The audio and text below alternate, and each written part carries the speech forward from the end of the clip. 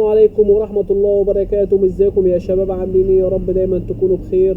النهاردة جاي اعرفكم ايه الفرق ما بين سيناتور 4040 ونوفا اي اير.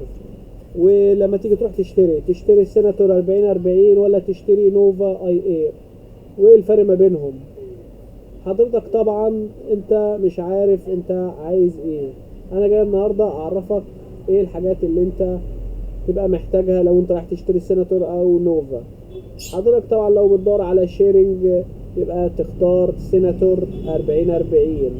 طب حضرتك لو عايز اي بي تي في وتتفرج على قنوات البين سبورت يبقى عليك وعلى النوفا اي اير. بصراحة الرسيفرين الاتنين احلى من بعض ورسيفرين مميزين جدا، سيناتور ونوفا. بصراحة من افضل الرسيفرات حاليا في السوق المصري السيناتور والنوفا، انا برشحهم لاي حد بصراحة. رسيفرين جمال جدا، رسيفرين كل واحد فيهم بيجي باتنين ريموت بلوتوز وريموت عادي، الاتنين نفس الكلام. وده عليه 15 شهر فوريفر وده 15 شهر فوريفر.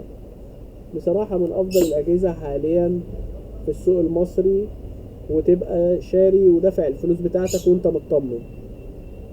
اي حد طبعا محتاج اي حاجة من الرسيفرات ديت يتواصل معايا في الكومنتات، وباذن الله نقدر نشحن له الرسيفر. واي اسعار اي حاجة اكتب لي في الكومنتات وباذن الله ارد على حضرتك. وما تنساش تصلي على النبي. السلام عليكم.